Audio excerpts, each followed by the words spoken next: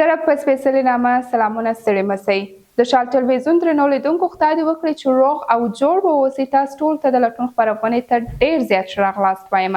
په لټون خپرونې کې موږ د افغانستان په سیاسي، اجتماعي او اقتصادي مسایلو د محترمو سیاسونو میلمنو سره بحث لرو.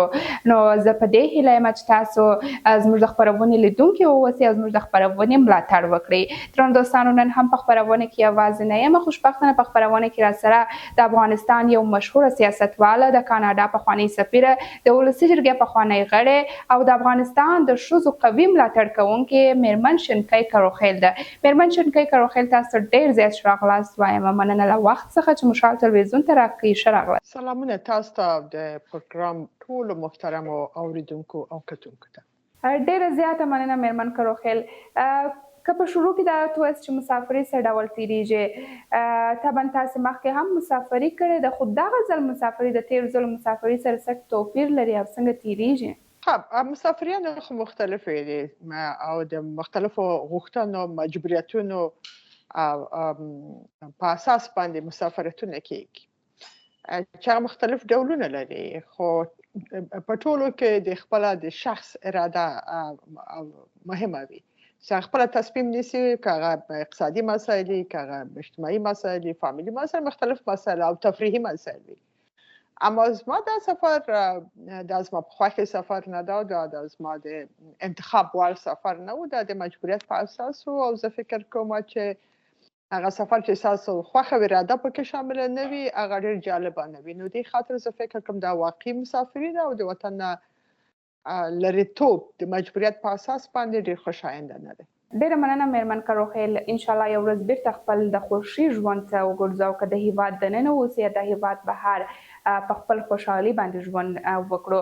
میرمن کروخیل، تاسو د افغانستان یو مشهوره سیاسي چهره یاست، ډېر شمېر خلک مو پیژني او زموږ د تلویزیون ډېر لیدونکي هم افغان مهاجر دي، بخصوص په اروپایي هېوادونو کې، ځکه چې زموږ د تلویزیون مرکز هم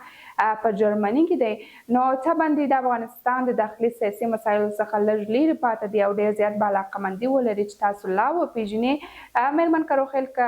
مهرباني وکړئ په لنډه توګه خپل د شخصي ژوند په اړه، خپل د زده کړو په اړه او خپل د سیاسي فعالیتو په اړه دې ته معلومات ورکړئ. ښه، زه د کابل اوسېدونکی یم. زه په کابل کې پیدا شوې، یعنې موږ کابل میشته کورنۍ یو د شروع نه. ما زده کړې په خپل افغانستان کې کړې دي چې لومړی ځل مې د طب پوهنځی او دویم ځل مې د سیاسي علومو په خصوصي په پوهنتون کې زده کړه کړې ده. 4 ماشومان لرم او په افغانستان کې د افغانانو لپاره زما لومړی کار د خپل خور سره مې د یوې غیر دولتي مؤسسې ایجادولو د مهاجرینو لپاره په پاکستان کې، چې هغه اولینه مؤسسه وه چې افغان مېرمنو ایجاد کړه په نوم د افغان مېرمنو د زده کړو مرکز یا مرکز تعلیمي زنان افغان د اویک په نوم باندې. نو کار ما د مهاجرینو لپاره شروع کړ چې زیاتره بخش تعلیمي برخه وه. همدارنګه یو مرکز هم د بې وزلو ماشومانو لپاره، هغه ماشومان چې د کور لپاره د ډوډۍ پیدا کولو مسؤلیت لري، په پېښور کې ایجاد شو. او همدارنګه زما کورنۍ یو مکتب د مهاجر ماشومان لپاره هم په اسلام آباد کې جوړ کړ. کله چې زما تر په شهادت ورسېدلو نو دغه پاتې پیسې د ماشومانو تعلیم لپاره مصرف شولې. وروسته زما کار په کابل کې په حساب شروع شو په مختلفو ولایاتو کې. نو زیاتره فوکس هم د بې وزله یا سرکسر ماشومانو لپاره و، همدارنګه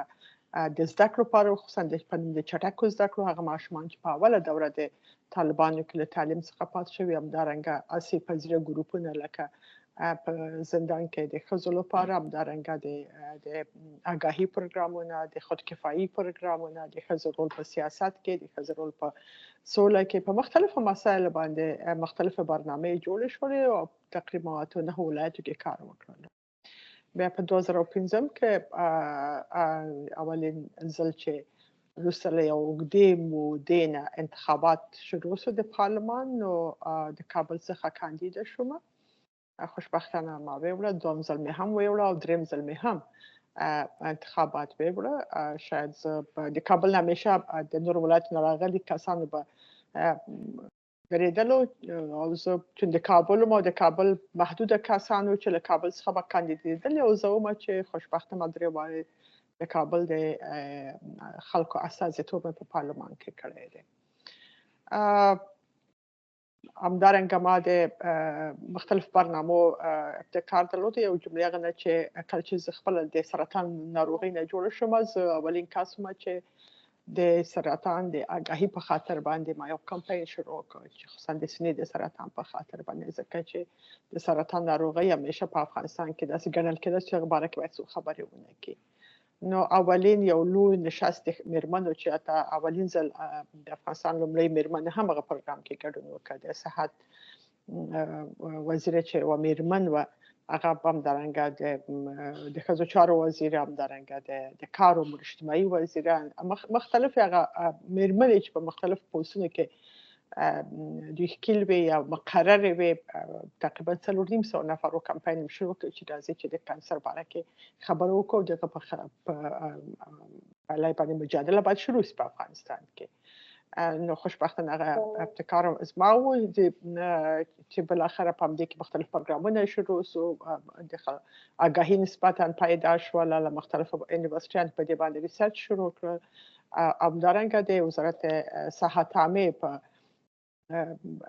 استراتیژي کې هم شامل شوله. مختلفو برنامو همیشه زما لپاره خصوصا د ښځو او د ماشومانو حقونه همیشه لومړیتوب درلود. د ښځو پیاوړتیا حتی د افغانستان په ملي بودیجه کې په نوم د جندر بجټ باندې یو لاین حتی ایجاد شو، چې موږ غوښتل چې په مجموع کې داسې یو بودیجه وي چې د ښځو د پیاوړتیا په خاطر باندې باید دقیقه محاسبه شوي. اما په هر صورت موږ په داسې یو ملک کې ژوند کوو چې پیسې زموږ خپله پیسې نه وي او هغه د ډونر پیسې وي، نو د هغوی خپل خوښې ځایونو کې به هغه مصرفېدلې. په هر صورت یو مبارزه و، یو مهمه لاسته راوړنه چې زه باید یاده کړم چې د دوران د پارلمان کې د تاوتریخوالي په وړاندې باندې د مبارزې قانون یا قانون منخوشونه علیه زنان. خوشبختانه موږ یو د پارلمان د افغان میرمنو پارلماني کاکس موږ جوړ کړی و چې خوشبختانه دا په ایس یو خاص یا ځانګړي قانون جوړ شو او هغه تر څو پورې چې طالبان راته په افغانستان کې پلی شو. لکه څنګه چې ما په شروع کې هم وویل چې تاسو د افغانستان د ښځو یو قوي ملاتړ کوونکی یاست. موږ ویاړو چې په افغانستان کې موږ یو قوي ملاتړ کوونکی میرمن کروخیل درلودل چې اوس هم خوشبختانه شته. میرمن کروخیل، زما د معلوماتو په اساس تاسې په لومړي کې تاسو اوس هم وویله، اشاره مو وکړل چې تاسو د طب پوهنځی وویله، بیا وروسته مو علوم سیاسي کاتب پوهنتون کې شروع کړله. تاسې څنګه وغوښتله چې دغه لار تعقیب کړئ؟ لکه څنګه چې زه خبره یم، کروخیل صاحب یعنې ستاسې مرحوم پلار د افغانستان د لوی جرګې یو لوی سیاسي شخصیت و. تاسو وغوښتله چې د مرحوم صاحب لاره تعقیب کړئ که یا هم خپله مو خوښه وه چې په افغانستان کې سیاست کې داخله واوسئ؟ سیاست را دانګل مختلف دلایل درلوده. یو دا چې په افغانستان کې ښځه همیشه مظلومه واقع شوې. تاسو ګورئ چې نن سبا د افغان میرمنې څه حال ده. په اساس جنسیت همیشه محکومه خو په اجتماع کې وه، په ټولنه کې وه، په کورنیو کې وه. اما دا چې سټیټ یا حکومت یا دولت سیستماتیک د هغې په خلاف هم تاوتریخوالی وکړي، نو هغه موږ د طالبانو په حکومت کې متاسفانه تجربه کوو. نو د دې لپاره چې د افغان میرمنې یا د افغان نجونو حقونه په قانونګذارۍ له لارې نه په قوانینو کې ګارانټي شي، ضمانت شي، یو دلیل د پارلمان ته تګ مغه و. قوانین باید اصلاح شي او د ښځو حق په حیث بشر په هغه کې خوندي شي. نو دا ډېر مهم دلیل و چې ما سیاست ته مخه وکړه. دویمه موضوع خصوصا په پښتني ټولنه کې متاسفانه که نورو افغان ولسونو سره چې د نورو قومونو یا غیر پښتنو شاید یو اندازه نرمش ولري د خپل مایندو خویندو باره کې، اما پښتانه لږ زره سختدریزتره دي د ښځو په وړاندې د هغوی مشروع ازادیو په ورکولو کې یا دغه ته ممانعت نه کولو کې نو ما غوښتل چې دغه دروازه باید خلاصه شي او دا راتلونکي نسلونه باید د جرأت وکړي چې په پارلمان ته مخه وکړي یعنی هغه ولي قدمونه به له یو اوږدې مودې اخیستل ډېر اسانه نه وي نو یو څوک خو باید دغه قدمونه واخلي نو ما غوښتل چې قدمونه زه واخلم تر څو پورې دغه دروازه د افغان نجونو او مېرمنو او خصوصا په پښتني ټولنه کې هم خلاصه سي او هغه اعتبار باید پیدا کړي چې ښځه هم کولی شي چې د خپل ولس د غوښتنو یو قوي ترجمانه واوسیږي ویره ونه لري مثبت رول ولوبوي او مؤثر او مفیده واقع شي مفیدیت زما لپاره همیشه مهمه چې څنګه کولی شو نو همدغه زیاتره زما لپاره در افغانستان د هر څه نه مخکې ماته افغانستان مهمه ده واقعا هغه یوه کرسۍ که زه هغه په اصطلاح ماته رسیږي یا دغه مسؤلیت ماته متوجه ده دا د افغانستان د ګټو په خلاف باید ونه کارول شي نو دغه دلایل چې ما سیاست ته مخه وکړه نه دا چې زه باید متاثره شوی اوسېږم د خپل فامیل د کړنو څخه بلکې ما ځانګړی مسؤلیت احساس وکړ چې زه د افغانستان لپاره او خاصتا د افغان مېرمنو او نجونو لپاره څه کولی شم مېرمن کروخیل سبن کله چې لکه څنګه چې تاسو هم یادوري وکړله پښتنې مېرمنې بخصوص د پښتنو کور څخه یو نجلۍ یا یو مېرمن راځي سیاسي ډګر ته د مبارزې لپاره د نورو نجونو مېرمنو لپاره چې هغوی ته لاره هواره کړي تر څو هغوی هم راسي سیاست ته هغوی هم دغه ستمونه چې د دې په وړاندې موجود دي دا له منځه یوسي دا ډېره زیاته ستونزمنه ده ځکه چې افغانستان طبعا یو نرسالاره ټولنه ده او په دې ټولنه کې دغسې اقدام کول ډېر زیات سخت کېږي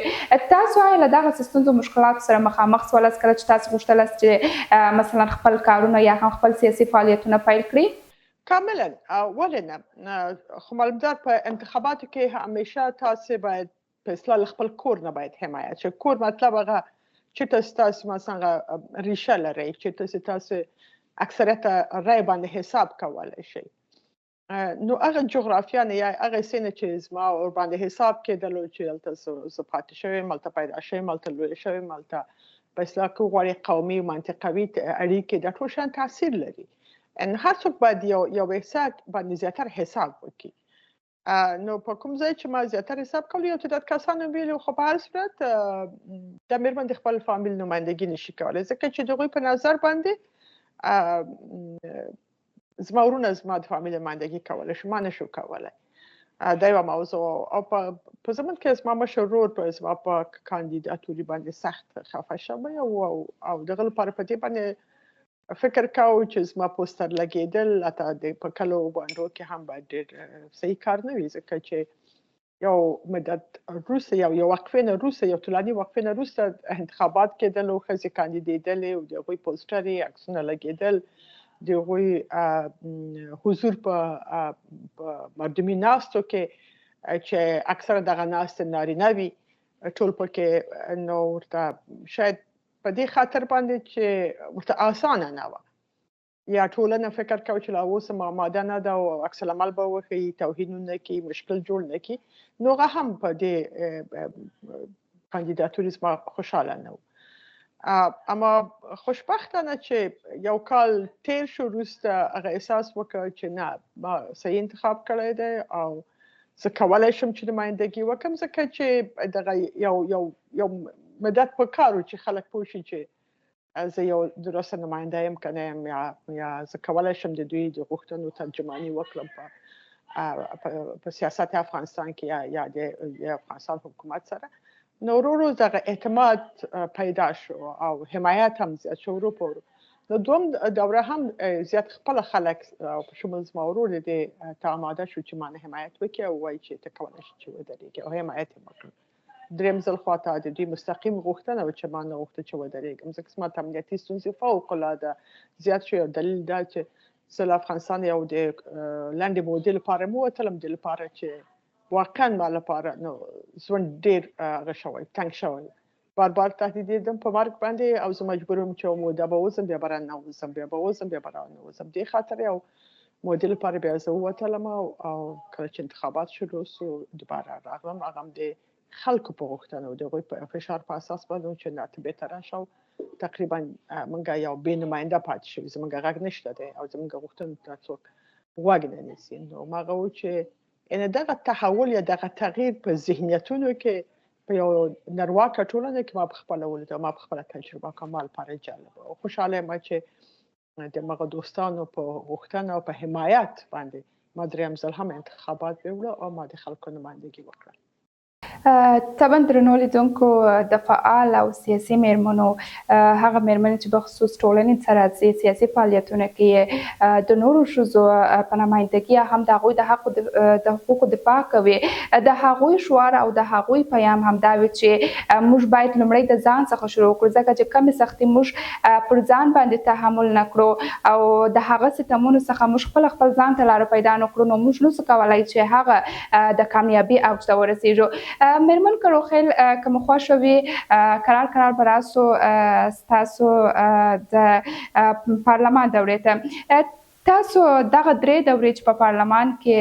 وکالت وکړئ له دې څخه راضي یاست؟ یا مشکل ده چې وایم چې راضي یم که نه یم. که زما شخصي تلاش وي، زحمت کشي وي، وخت ورکول وي، بله. باور وکړئ تاسو چې ما په دې 3 دورو کې یو ورځ هم د خپل شخصي کار لپاره رخصتي نه ورکړې. صرف د یوې ورځې نه چې زه ولاړم نه څه کسان راغلل مېلمانه په اصطلاح هغه کاري مېلمانه نه وو، هغه شخصي مېلمانه وو او زه ولاړم. شاید دا به تاسو ته ډېرې جالبه وي ځکه کومه ورځ په پارلمان کې غایب هم وم یا په رسمي سفر باندې وم یا دا چې په داخل کې زما ملاقاتونه بیا هم د ولس لپاره او د خلکو لپاره وو چې مسایل چې زما د معقولینو لپاره وو یا د انکشافي پروګرامونه وو یا ځینې دادخواهیانې هر څه چې وي په هر صورت یعنې یو بخش دی زما د کار. په دې کې بله راځي اما دا چې واقعا موږ یو لاسته راوړنه لرو نه ځکه چې متاسفانه زموږ پارلمان په اساس احزابو نه و جوړ شوی. که هغه څوک مختلفو تنظیمونو جهادي تنظیمونو چې وروسته په نوم د سیاسي پارټیانو جوړ شول او اکثره قوماندان سالاران هم کې وو نو دوی په شکل انفرادي راغلي وو. د خپل احزابو نمایندګي نه کوله په داخل کې باوجود د خپل ډلې ټپلې درلودلې چې هغه ډېرې سیاسي هغه جوړښتونه ځان ته جوړ کړي وو. دا مختلف ذهنیتونه په پارلمان کې تاسو که یو قانون لپاره ما یا یو ماده په قانون کې د اصلاح لپاره یا د حذف لپاره یا د نوي کولو لپاره یا په هغه کې شي اضافه کولو لپاره باید دومره انرژي مصرف کړې وای تر څو پورې اکثریت هم دې قانع کړی وای چې دغه په خلاف نه درېږي بلکې هغې مادې ته باید رایه ورکړي. دا ډېر ستړونکی مزل و ځکه چې دومره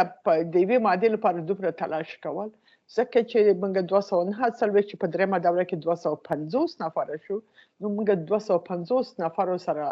خبرې اترې باید شوې وای یعنې خپل ځان که وباسي بیا هم 249 یعنې په دې کې کم کسان چې تاسو سره هم فکر دي باید موږ تلاش کړی وای. بل داسې زه فکر کوم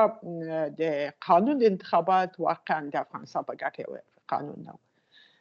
اول ځل خو حکومت جوړ کړی و د قانون او د انصاف نه وکړی ځکه چې نه پوهېږم ولې حکومتونه همیشه غواړي چې ډېر ضعیفه پارلمانونه ولري ځکه چې پارلمان هغه ډېر یو اهم رول نظارت د حکومت په کړنو باندې او دوی غوښتل چې بې سواده او بې تجربه کسان پارلمان ته راشي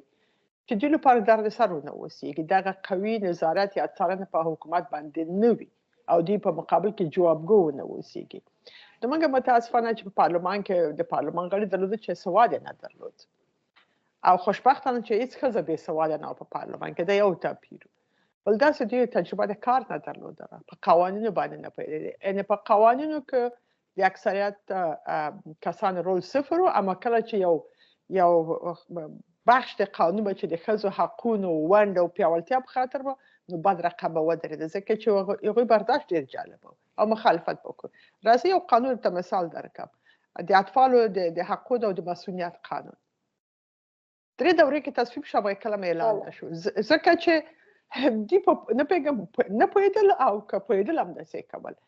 دوی فقط یوه خبره زده کړه چې طفل هغه ده چې د بلوغ علایم پکې نه وي. دا قانون منو که نه یې منو. او زموږ لپاره طفل هغه څوک چې 18 کاله یې پوره کړی نه وي. نو په دغه د تعریف په ټکر کې دا قانون تصویب نشو. تصویب شو اما اعلان نشو چې نه دا خو تعداد پوره. نو هر وار به دې په خلاف باندې یو تعداد وکیل صاحبان به ودرېده، امضاوې به یې ټوله کړه، په رئیس باید فشار ور چې نه خو چې نه بود نصاب پوره نه بود. دا به نه کېږي. تاسو فکر وکړئ چې د اطفالو د مسؤلیت په خاطر باندې هم د دوی دا رقم منفي مقابله شروع کېدله. زه هېڅ نه پوهېدم اوس موږ کوم مشکل لرو. دا موږ مشکل پرون په پارلمان کې هم نه درلوده. مغه جنابان نه باید څوک پوښتنه وکړي چې هغه قانون کې څه و چې تاسو دومره مشکل جوړاوه. حتی یوه ماده د قانون همدا وه، 18مه ماده چې زما اوس هم په یاد ده چې اطفالو چې 18 کاله عمر نه یې پوره شوی او 12 کاله پوره کړي وي، یعنې 12 کلنې بعد که هغه کوم جرم کېږي هغه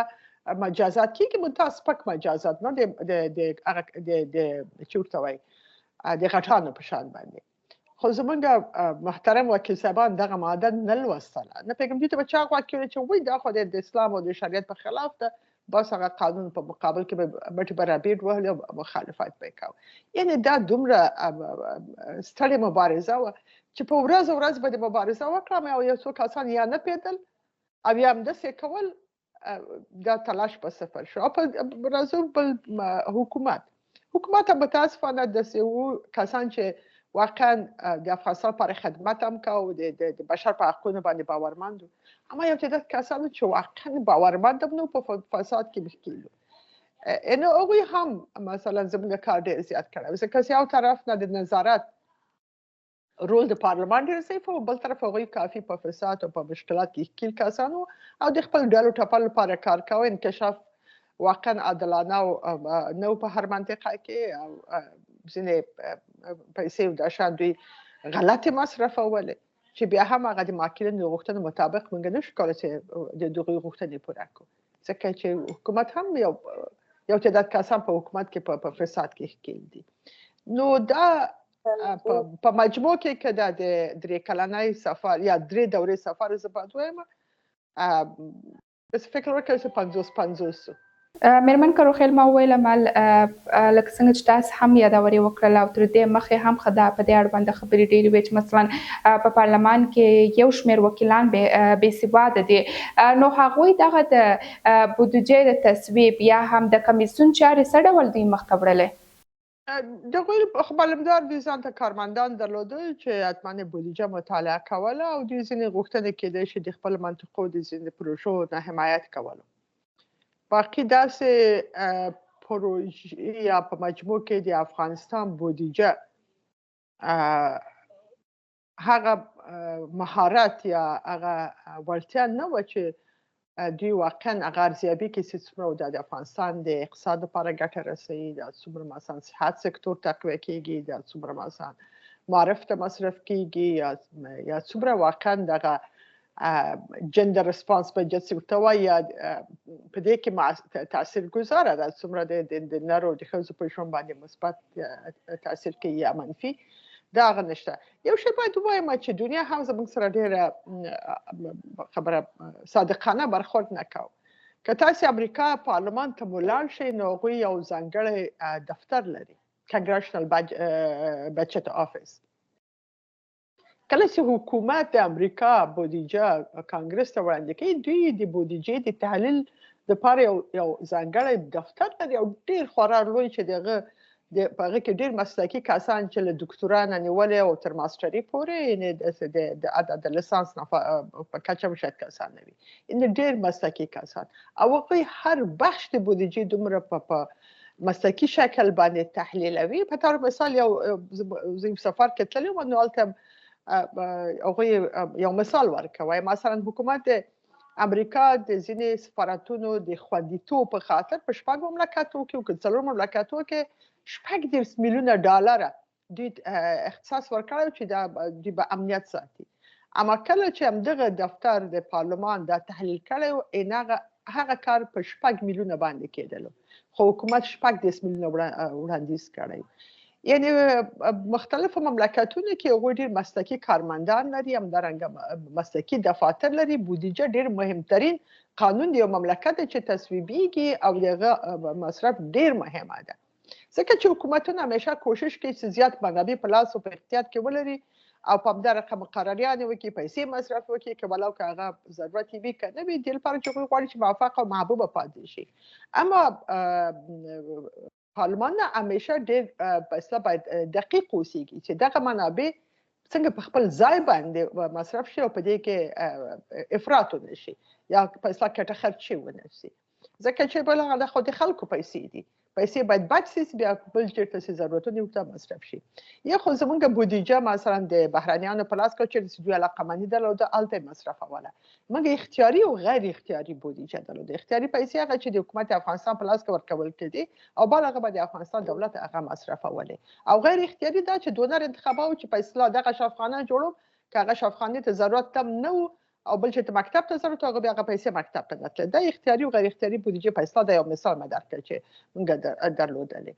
نو یو خو موږ دا رقم دفاتر نه درلوده چې بودیجه واقعا په مسلکي شکل باندې تحلیل شي،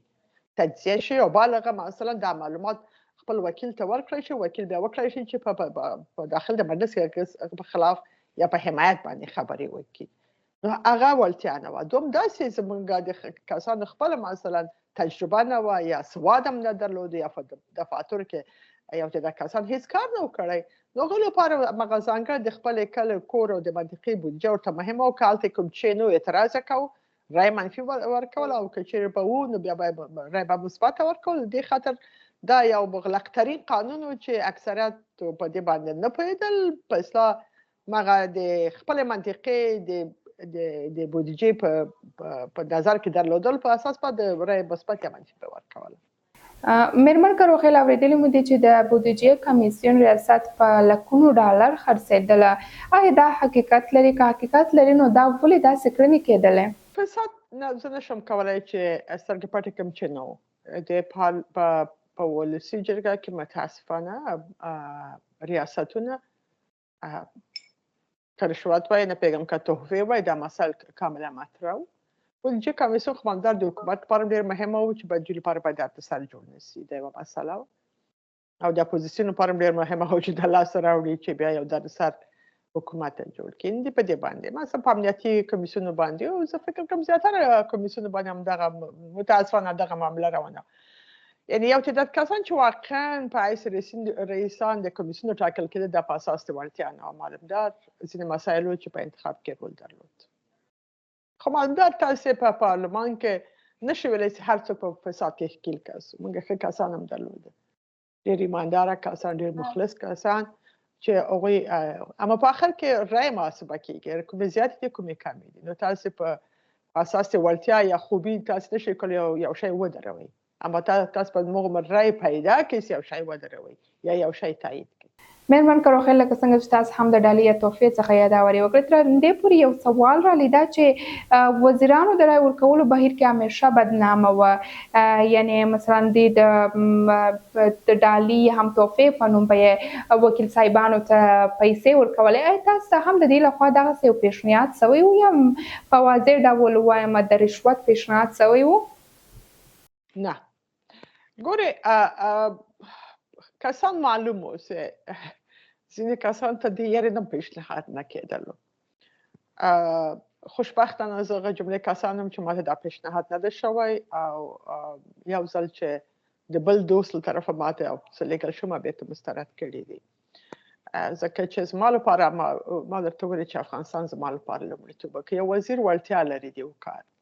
ولې ورنه پیسې ما اخیستې وای چې هغه وزیر شوی وای، او که واقعا هغه وړتیا نه درلودله څنګه کېدای شو چې د 5 روپیو لپاره زه افغانستان خرڅ کړم.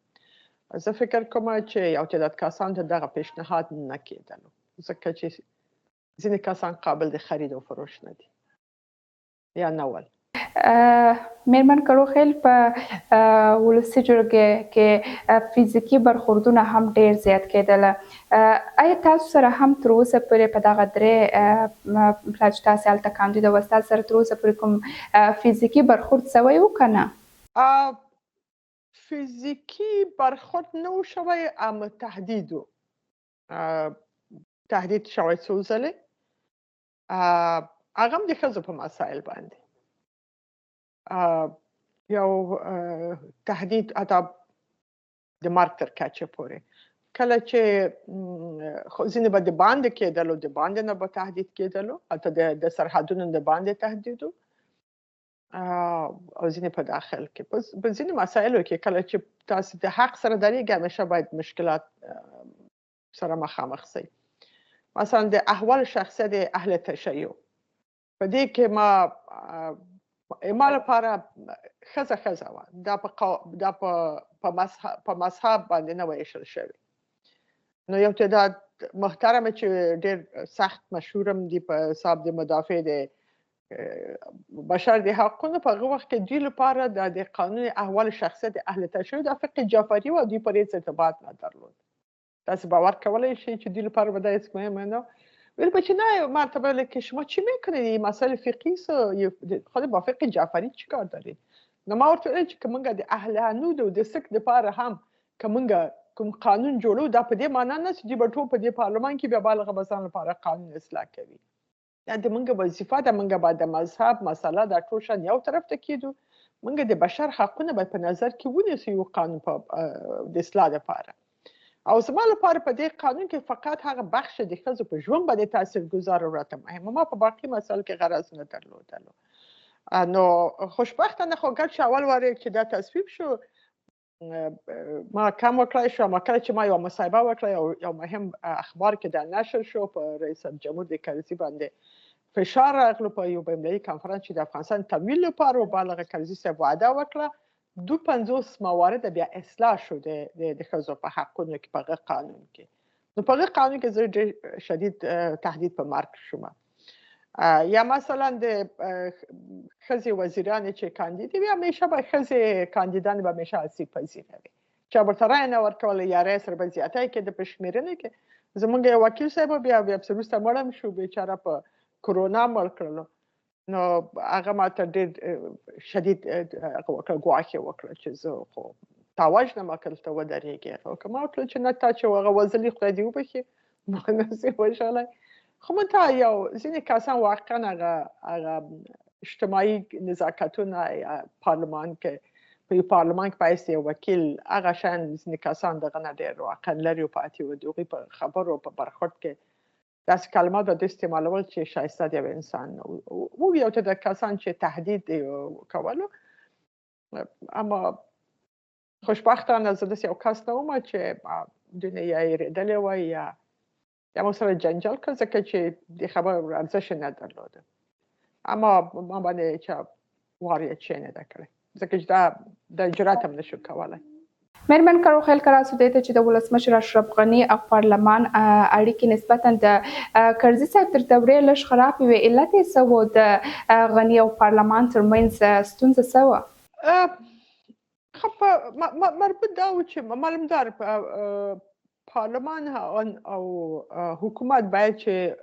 همکاري نه درلودلی ځکه چې په آخر ورځ کې دواړه قواو د افغانستان لپاره کار کولو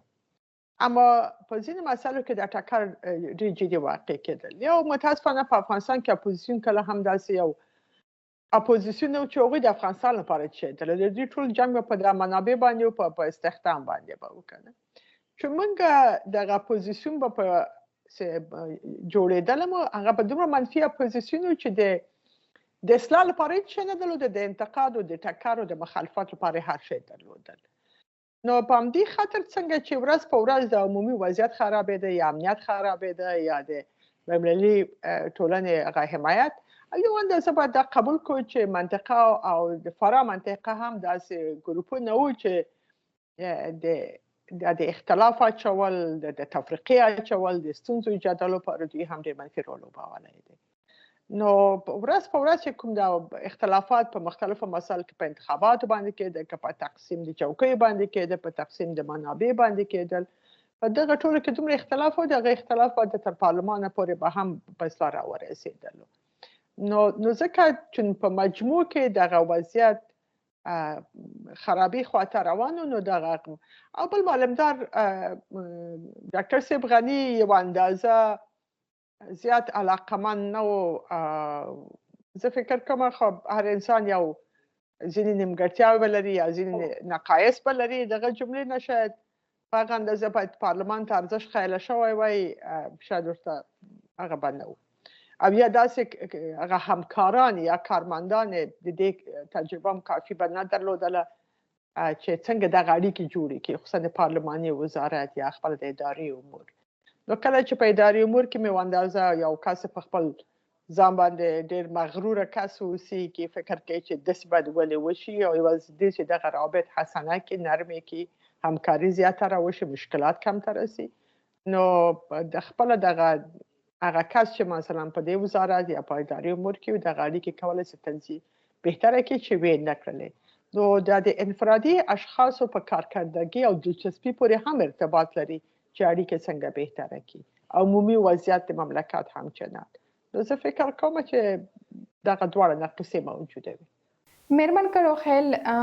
په پارلمان کې ستاسو تر ټولو نږدې ملګری یا هم هغه څوک چې ستاسو سره ډېر راز و نیاز و او تاسو تر ټولو زیاته نږدې و څوک و یا هم که وایم تاسو په پارلمان کې نږدې ملګری درلودل فکر کوم چې اکثریت سره زما رابط ښه بد نه و په اساس د دا اوس څنګه موږ همفکره یاستو په همفکري کې یو تعداد میرمنې مې فضل خدای او نارینه هم چنان موجود وو چې په مختلفو ساحو په یاد مختلفو غوښتنو به مشترکاً حمایت کېدل زه فکر کوم چې یو کس نوم واخلم یو دا چې بیرون پارلمان بیا چا سره رابط درلوده زما د شکرې بارګزې نسبتاً رابط ښه زما د فاضله جان همیشه ټکر موجود و متاسفانه په هغه وخت کې چې باید همکاریان نشوي همکاریان موجود نه وي با وجود چې زه هغه کس وم چې کله چې دا اول ځل هغه ته ولاړه او معاونیت ته او رایم وې نه وړله نو زه ودرېدم او ما له ښاغلي قانوني نه وغوښتل چې په هیاتي ادارې کې موږ میرمن نه لرو دغه میرمن ولاو چې رایم وې نه وړې دا په حساب انتصابي باید راشي انتخابي خو رانغله انتصابي او زما مغه غوښتنه وه چې ما په قانوني صاحب باندې ومنله او دا معاونه د پارلمان کړله په 440 رایو باندې الان چې باندې 100 رایې باید وړې وای 100 رایې باید وړې که څه مسملیا ده وتلې دي نو په هر صورت د موضوع ان هغه همکاري نه وه متاسفانه چې مغه سمتي قومي او ژبني په ناحقه بې اعتمادي او کرکه او نفرت یو اندازه دغه تاثیرات په پارلمان کې هم موجود و اما ما هدي ازمي کوشش کوم شاید زما هم زما په برخورد کې هم زیات نیمګړتیاوې وي چې کولای شي یو څوک انتقاد وکړي هم یو څوک چې صرف تا د ژبې په خاطر نه غواړي تاسو سره همکاري وکړي فکر کوم دا جفا ده ځکه چې موږ لپاره د افغانستان لومړیتوب لري او ژبه خو یو وسیله دفاع او تفهیم ده اما د بعض کسانو لپاره دومره یو لوی معضله او مسله ده چې هغه ټول عمر تانه بس کرکه به کوي یا تاب خلاف به خبرې کوي او هغه مشکل نن هم شته دی تاسو وګورئ هغه ټول دوستان چې نن له افغانستان بیرون دي مغه تعصب مغه په اصلاح تفرقه سیاست د باندې هم تاثیرگذار شوی دی نو په عمر خاص مخالفت موجود نه و ټول مغه واړه اختلافات و چې موږ دغه واړه اختلافات په لوی لاس راوړنه باندې منفي تاثیر کول ډېر زیاته مننه میرمن کروخیل که مو خوښه وي قرار راستو ستاسو سفارت ورته تاسو په کاناډا کې یو نیم کال سفیره واست وروسته له هغه مو خپل استعفا وړاندې کړله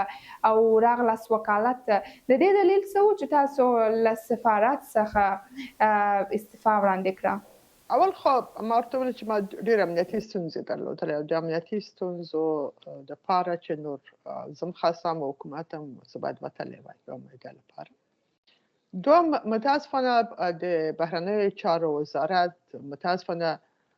یو تنظیم دومره اشغال کړی او داسې کسان اکثریت داسې کسان په وزارت کې کار کولو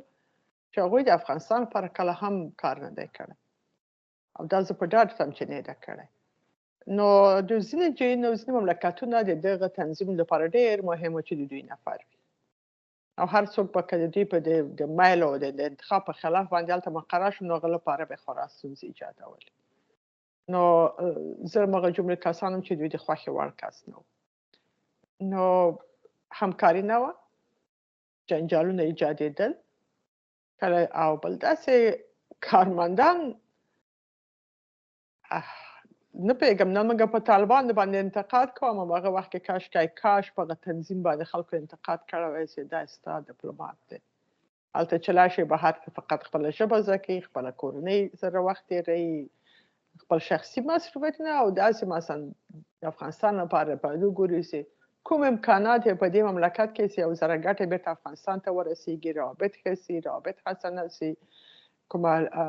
مشترکه د کار کولو زمینه فرصتونه ولټول شي که تجارت بخش کې وي که سرمایه‌ګذاري بخش کې وي که د تعلیم بخش کې وي که د سیاسي حمایت بخش کې وي خو دا کسان به چې محترم وزارت به لېږل او د دوی د خلاف کس به په رأس ادارې کې بس هغه لپاره موږ تاسو ونه لیدل چې مختلفو هغو کې سفیرانو باندې اته وارونه شوي کشوګیر شوی د ستونزې باندې راوتلې دي ځکه چې همدغه وضعیت و یعنې متاسفانه د افغانستان د 40 کاله جنګ موږ ته دومره جفا کړې ده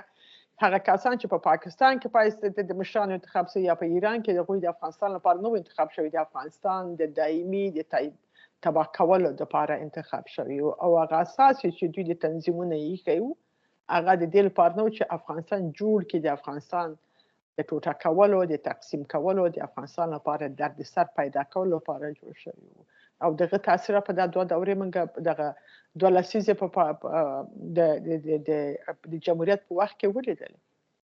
وزیر نه د یو تنظیم د یو ډلې به تر هغه چوکیدار یا محافظ دروازې پورې به د پلویانو مراجعین به مغه کس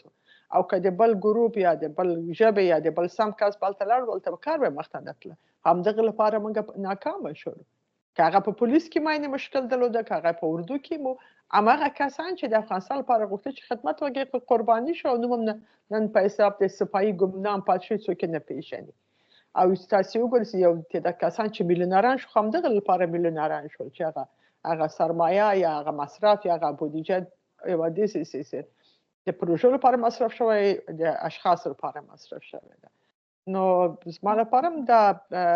سفارت یو بدترینه تجربه وه او د دې لپاره چې ځکه زه بار په هره مصاحبه کې وایم چې واقعا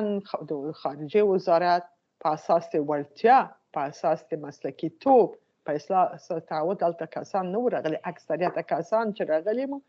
هغه کسان چې د باندې مقررېدل مطلب کېدای شي په داخل د وزارت کې بیچاره غریب مامور به په اساس د خپل وړتیا راغله هغه کوم رول هم نه درلودل او کله مقررېدل هم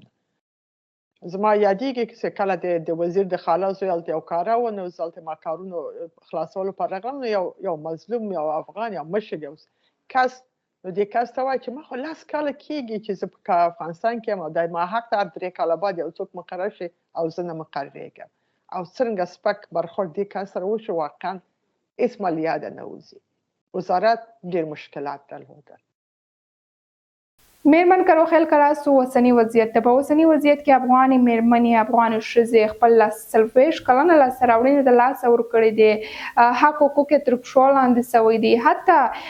لومړنی حق حقوق چې هغه تعلیم دی او هغه د الله او د الله رسول پر ټولو مسلمانو ښځو فرض کړی دی هغه د دې څخه اخیستل سوي دي ستاسو په اند دغه ننګونه او دغه شته مشکلات او ستونزې چې اوس مهال په افغانستان کې د ښځو په وړاندې دي آیا دا به حل سي آیا همدغه مبارزه او همدغه اوازونه چې په نړیواله سطحه د مبارزو میرمنو لخوا د افغانستان د ښځو لپاره پورته کیږي آیا دا به رنګ راوړي؟ خب ګور یو شی وایم هغه لاسته راوړنې چې فکر کوي چې له بینه تللې له بینه نه دي تللي نن که افغانه میرمن ویښه ده آګاه ده خطر قبلوي خپل غږ پورته کوي د هر نوع تاوتریخوالي لپاره نه وایي د دماغو مبارزو د هلو ځلو یا د هغه حساس ته چې کېښودل شوی ده او موږ هسې نه نتیجه ګورو نن هر افغانه میرمن دا جرأت هم لري په دغه په سطح د آګاهي رسېدلې ده چې دا وضعیت ورته قابل د قبول نه یو د تغییر دپاره غوښتنه کوي نو دا مغه تاثیرات د مغه لاسته راوړنه نه دي او همدارنګه هغه څوک چې بیرون دی په مغه جرأت او په شهامت او په تعهد باندې چې کار کوي او قوي دادخواهي کوي او نن چې طالبان هم یو اندازه ستونزو سره مخامخ دي خو دماغه د ښځو مبارزه او د ښځو غږ دی که نه دنیا فکر نه کوم چې ډېر واقعا د بشر د حقونو طرفدار هغوی لپاره همیشه خپلې ګټې مهمه دي د هغوی لپاره د افغان میرمنو ګټې همدغه مبارزه چې په داخل او بیرون کې سره یو ځای شوله، همدغه بهرني ملکونو سیاستوال یا حکومتونه د فشار لاندې راغله، د خپلو وګړو د فشار لاندې، د رسنیو د فشار لاندې، د بشر د حقونو د دفاع سازمانونو د فشار لاندې راغله چې دوی دغه مسله اوس کلکه نیولې چې باید طالبان خپل سختریزې پالیسیانو کې نرمش راولي، حکومت کې غیر طالبان باید مقرر شي، میکانیزم باید پیدا شي چې حکومت یا اداره مشروع شي. دغه ټول هغه مسایل د ښځو د غوښتنو ته باید غوږ ونیول شي. نو زه فکر کوم دغه ټول دغه مبارزې تاثیرات یو مسله. بل داسې کوم وضعیت چې طالبانو په افغانستان کې راوسته د دوی په ګټه هم نه دی، که دوی فکر کوي چې دا به دوی ته ګټه وکړي، په دې رقم دوی دوام ورکړي. زه فکر کوم په دې رقم کې هر افغان د لاسه دوی ورکوي. کله چې د هر افغان حمایت د لاسه ورکړم، دغه مخالفت یو ورځ په قوي مقاومت او یو قوي مقاومت بالاخره په یو خیزش بدلیږي. نو کوم کار چې دوی کوي د خپل ځان سره جفا کوي، د افغانستان سره جفا کوي، د افغانستان ولس سره جفا کوي، افغان مېرمنو نجونو سره جفا کوي. امیدوارم چې زر تر زره په همدغه په خپلو کړنو په خرابي باندې آګاه شي او د افغانستان د نجات لپاره باید دوی اصلاحاتو طرف ته ولاړ شي او د افغان ولس په وړاندې باندې د خبرو د اترو د اصلاحاتو د وړاندیزونو د شریکولو په خاطر په اصلاح فرصتونه برابر کړي او دوی تغییر راولي. وضعیت په دې رقم په هیڅ صورت دوام نشي پیدا کولی. زر یا وروسته دا وضعیت به بدلیږي. انشاءالله موږ هم په همدې هیله یو. مېرمن کروخیل، ستاسو له وخت څخه نړۍ مننه ده چې په خپرونه کې راسره واست، موږ ته مو وخت راکوئ. په وروستیو کې هم هغه څه چې ناویل سوي پاته دي یا هم هغه څه چې تاسو غواړئ نن له شال ټلویزیون د لارې څخه د لیدونکو سره یې شریک کړئ، موږ غواړو ستاسو څخه یې واورو. مهرباني. د اول خو تاسو نه مننه کوم چې ماته مو فرصت راکړئ چې زه خبرې وکړم. نړۍ مننه. دوه مسله د افغانستان د خلکو یا د ولس ته زما پیغام دی. که موږ غواړو چې واقعا په افغانستان کې بدلون راشي، که موږ غواړو چې افغان ولس ته دنیا غوږ شي، طالبان هم غوږ شي، افغانانو په منځ کې د اتحاد، د اتفاق، د یووالي، د یو بل منلو مسله ده. موږ باید راځي چې خپل ناخوالې، خپلې عقدې، خپل شخصي غوښتنې، هر څه چې لرو باید یو طرف ته کېږدو، د افغانستان لپاره په یو میز یا په یو ټغر سره راټول سو، خپلې غوښتنې سره شریکه کو او د افغانستان لپاره خپل اواز مشترکاً پورته کو او په ګډه باندې د افغانستان د راتلونکي لپاره